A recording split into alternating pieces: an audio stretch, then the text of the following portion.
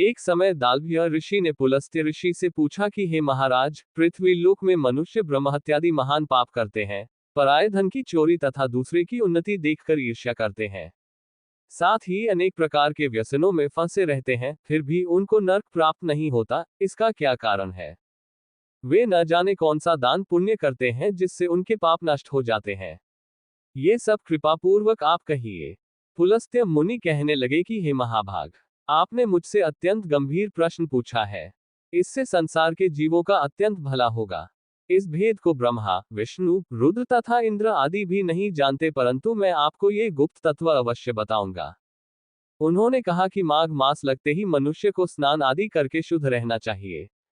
इंद्रियों को वश में कर काम, क्रोध, लोभ, मोह, अहंकार, ईर्ष्या तथा द्वेष आदि का त्याग कर भगवान का स्मरण करना चाहिए। पुष्य नक्षत्र में गोबर, कपास, तिल मिलाकर उनके कंडे बनाना चाहिए। उन कंडों से 108 बार हवन करना चाहिए।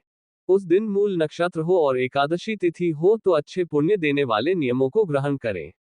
स्नानादि नित्य क्रिया से निवृत्त होकर सब देवताओं के देव श्री भगवान का पूजन करें और एकादशी व्रत धारण करें। रात्रि को जागरण करना चाहिए। उसके दूसरे दिन धूप दीप नैवेद्य आदि से भगवान का पूजन करके खिचड़ी का भोग लगाएं। तत्पश्चात पेठा, नारियल, सीताफल या सुपारी का अर्घ्य देकर स्तुति करनी चाहिए। हे भगवान, आप दीनों को शरण देने वाले हैं, इस संसार सागर में फंसे हुओं का उद्धार करने वाले हैं। हे पुंडरीकाक्ष, हे विश्वभावन, हे सुब्रह्मण्य, हे पूर्वज, हे जगतपते, आप लक्ष्मी जी सहित इस तुच्छ अर्घ्य को ग्रहण करें। इसके पश्चात जल से भरा कुंभ घड़ा ब्राह्मण को दान करें तथा ब्राह्मण को श्यामा गौ और तिल पात्र देना भी उत्तम है। तिल स्नान और भोजन दोनों ही श्रेष्ठ है। इस प्रकार जो मनुष्य जितने तिलों का दान करता है उतने ही 1000 वर्ष स्वर्ग में वास करता है। 1. तिल स्नान। 2. तिल का उपटन। 3. तिल का हवन। 4. तिल का तर्पण। 5. तिल का भोजन और 6. तिलों का दान। ये तिल के 6 प्रकार हैं। इनके प्रयोग के कारण ये शतिला एकादशी कहलाती है। इस व्रत के करने से अनेक प्रकार के पाप नष्ट हो जाते हैं। इतना कहकर पुलस्त्य ऋषि कहने लगे कि अब मैं तुमसे इस एकादशी की कथा कहता हूँ। एक समय नारद जी ने भगवान श्री विष्णु से यही प्रश्न किया था और भगवान ने जो शतिला एकादशी का महात्म्य नारद जी से कहा सो मैं तुमसे कहता हूँ। भगवान ने नारद जी से कहा कि हे नारद, मैं तुमसे सत्य घटना कहता हूँ, ध्यानपूर्वक सुनो। प्राचीन काल में मृत्युलोक में एक ब्राह्मणी रहती थी। वह सदैव व्रत किया करती थी।